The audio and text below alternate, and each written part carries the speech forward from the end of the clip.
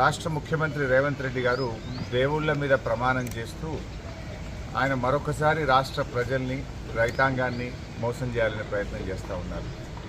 ఎందుకంటే ఎన్నికల ముందు డిసెంబర్ 9వ తేదీనే 2 లక్షల రుణమాఫీ చేస్తామని, 6 గ్యారంటీలు అమలు చేస్తామని బాండ్ పేపర్ల మీద రాసిచ్చి ఈరోజు రాష్ట్ర ప్రజల్ని కాంగ్రెస్ పార్టీ మోసం చేసింది. మోసం చేసింది చాలక మరొకసారి పార్లమెంట్ ఎన్నికల్లో కూడా ప్రజల్ని మోసం చేయాలని ప్రయత్నం చేస్తూ ఉంది.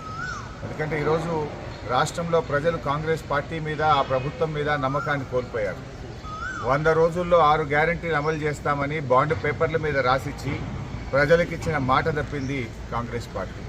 ఒక్క విషయంలో కాదు, డిసెంబర్ 9వ తేదీనే 2 లక్షల రుణమాఫీ చేస్తామని, తొలి సంతకం 6 గ్యారంటీల మీద చేస్తామని, అసెంబ్లీలో చట్టబద్ధత తెస్తామని, 100 రోజుల్లో అమలు చేసి తీరుతామని, చివరికి సోనియా గాంధీ గారి చేత కూడా రాష్ట్ర ప్రజలకు లేఖ రాయించారు. కానీ ఈరోజు మాట తప్పినటువంటి కాంగ్రెస్ ప్రభుత్వం మళ్ళీ పార్లమెంట్ ఎన్నికల్లో ప్రజల్ని మోసం చేయడానికి ఇంకేమీ లేక ఈరోజు దేవుణ్ణి కూడా వాడుకుంటున్నటువంటి పరిస్థితి ఉన్నది. అంటే బాండ్ పేపర్ల కాలం చెల్లింది, బాండ్ పేపర్ల మీద ప్రజల్ని మళ్ళీ మోసం చేయలేమని చెప్పి చివరికి దేవుణ్ణి వాడుకున్నటువంటి పరిస్థితి. అందుకే ఈరోజు నేను ఒకటే సవాల్ చేస్తూ ఉన్నాను, మీరు దేవుడి మీద ప్రమాణం కాదు, నిజంగా మీరు ఆగస్టు 15వ తేదీలోగా 2 లక్షల రుణమాఫీ ప్రజలకు ఇచ్చిన ప్రకారంగా 6 గ్యారంటీలు 13 హామీలను మీరు బాండ్ పేపర్ల మీద రాసిచ్చారు. వాటన్నింటినీ ఆగస్టు 15వ తేదీలోగా మీరు అమలు చేసినట్టయితే నేను నా శాసన సభ్యత్వానికి రాజీనామా చేసి తిరిగి ఉప ఎన్నికల్లో పోటీ కూడా చేయను అని చెప్పి ముఖ్యమంత్రి గారికి సవాల్ వేశారు. ముఖ్యమంత్రి గారు కూడా గన్ పార్క్కి వచ్చి మేధావుల సమక్షంలో తన రాజీనామా పత్రాన్ని కూడా మేధావులకు అందించాలని చెప్పి నేను డిమాండ్ చేశాను. ఆయనే ముందు నన్ను అడిగాడు, హరీష్ నీ రాజీనామా పత్రం జేబులో పెట్టుకోమని. నేను నా రాజీనామా పత్రం తీసుకొని ఈరోజు గన్ పార్క్ దగ్గరికి బయలుదేరుతా ఉన్నాను. మీరు రండి, మీ రాజీనామా పత్రం పెట్టండి, నా రాజీనామా పత్రం మేధావుల చేతిలో పెడదాం. ఒకవేళ మీరు అమలు చేసినట్టయితే నా రాజీనామా పత్రాన్ని స్పీకర్ గారికి పంపిస్తాను, మీరు అమలు చేయలేకపోతే మీ రాజీనామా పత్రాన్ని గవర్నర్ గారికి పంపించండి. అప్పుడు ప్రజలకు నమ్మకం కలుగుతుంది. లేదంటే నువ్వు మళ్ళొక్కసారి రాష్ట్ర ప్రజల్ని మోసం చేస్తున్నావని, పార్లమెంట్ ఎన్నికల కోసం దేవుడి మీద ప్రమాణాలు చేస్తున్నామని చెప్పి ప్రజలు స్పష్టమవుతుంది. ఎందుకంటే మీకు అలవాటు, గతంలో కూడా కొడంగల్లో ఓడితే రాజకీయ సన్యాసం తీసుకుంటామని మాట తప్పిన చరిత్ర మీకున్నది.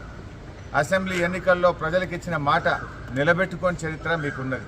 ఇది మరొకసారి రాష్ట్ర ప్రజలు మోసపోవద్దన్నదే నా ఉద్దేశం.